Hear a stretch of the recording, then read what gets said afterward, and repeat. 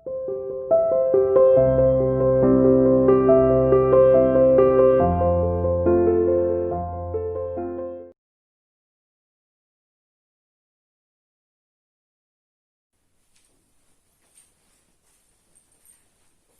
बेटा, आज हम कक्षा 10वीं में हिंदी विषय में रस जो पढ़ रहे थे उन्हीं को आगे कंटिन्यू करेंगे।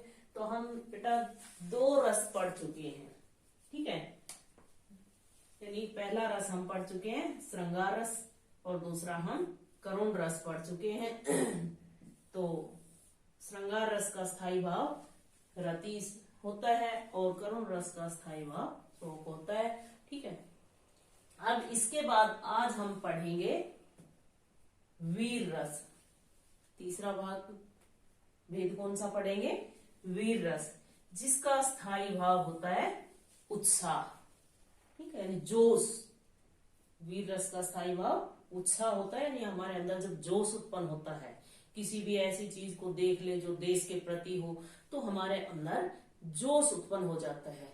तो वहां कौन से रस की उत्पत्ति हो जाती है? वीर रस की। तो इसकी हम परिभाषा में क्या पढ़ेंगे कि जब विभाव, अनुभाव और संचारी भाव से जो पुष्ट हो जाता है, यानी उत्पन्न हो जाता है, वो क्या होता है? वीर रस कहलाता है, ठीक है। उस समय हमारे अंदर वीर रस की उत्पत्ति हो जाती है। तो उदाहरण के लिए क्या लिखेंगे? अब ये वीर रस भी 4 प्रकार के होते हैं, जो हमने मतलब थोड़ा ये नॉलेज के लिए वैसे पूछा नहीं जाता है इस तरह की बातें। तो वीर रस के 4 भेद होते हैं। कौन कौन से होते हैं? पहला होता है युद्ध वीर, ठीक है। दूसरा होता है दानवीर, तीसरा दयावीर, और चौथा होता है धर्मवीर। ये 4 होते हैं, ठीक है।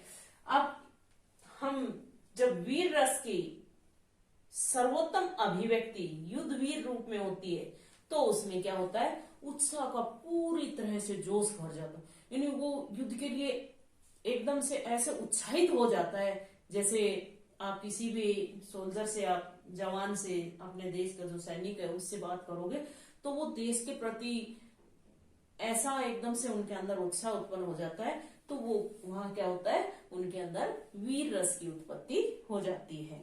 तो जैसे उदाहरण में देखिए कि तनकर भाला यूं बोल उठा, राणा मुझको विश्राम न दे। आगे और 2 छोटी छोटी पंक्तियां मैंने थोड़ा कम लिखा है, तो ये आप लिखिए कि मुझको वैरी से हृदय शोभ है, तू तनिक मुझे आराम न दे। तो इसमें क्या है कि जो भाला है वो भी, उसके अंदर भी जोश उत्पन्न हो गया है। तो कौन से रस की उत्पत्ति हुई? वीर रस की, ठीक है। इसी तरह से हम और भी कई उदाहरण लिख सकते हैं। तो वो क्या होंगे? उन ऐसे जो उदाहरण होंगे जिससे जोश उत्पन्न होता हो, वो वीर रस से रिलेटेड होंगे, ठीक है। और इसके बाद जो हम चौथा भेद पढ़ेंगे, हास्य रस। इसमें क्या होता है? कोई ऐसी आकृति हम देख लें जिसको देखकर हंसी आए, कोई ऐसा वेशभूषा देख ले जिसको देखकर हंसी आए, या फिर कोई ऐसा इच्छा हो किसी की, मतलब ऐसा बेढंगी सी कोई आकृति हो, कोई किसी की बात सुन ले, तो उससे हमें जिस भी चीज को देखकर, सुनकर या पढ़कर हंसी उत्पन्न हो, हंसी का भाव उत्पन्न हो, वो क्या होता है? हास्य रस होता है। जैसे उदाहरण में कि बुरे समय को देखकर गंजे तू क्यों रोए, किसी भी स्थिति में तेरा बाल न बाका होए। तो ये क्या हो गया? हास्य रस। भी गंजे के सिर में बाल ही नहीं है, तो वो किसी भी स्थिति को देखकर क्यों रोएगा? क्योंकि उसका तो कोई भी स्थिति हो, बाल तो बाका होना नहीं है, सिर में बाल तो है ही नहीं, तो इसलिए वो क्या है? हास्य रस का उदाहरण है। उस समय हास्य रस की, यानी इसको पढ़कर हमें हंसी के, हमारे अंदर, हमारे हृदय के अंदर हंसी के भाव उत्पन्न होते हैं, तो वो क्या है? हास्य रस है, ठीक है। एक और उदाहरण देखिए कि हाथी जैसी देह है, गेंडे जैसी खाल, तरबूजे सी खोपड़ी, खरबूजे से गाल। ये इसमें भी क्या होगा, इसमें भी हंसी के भाव उत्पन्न होते हैं, तो ये क्या हो गया, हास्य रस। तो एक बार फिर से हास्य रस का परिभाषा देखिए कि जब विकृत आकार, वाणी, वेश, चेष्टा आदि के वर्णन से जो हास्य उत्पन्न हो उसे हम हास्य रस कहते हैं। और इसमें स्थायी भाव क्या होगा, हास या हंसी। ठीक है। आलम्बन क्या होगा, विचित्र स्थिति या आकार किसी भी चीज का आकार या फिर वेशभूषा जिसको देखकर हमें हंसी आई हो। आश्रय कौन होगा, हंसने वाला पात्र होगा।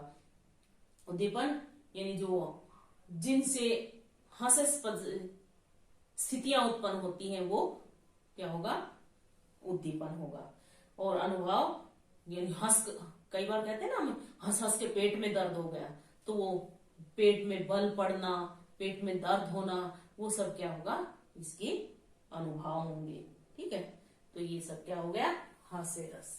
ठीक है।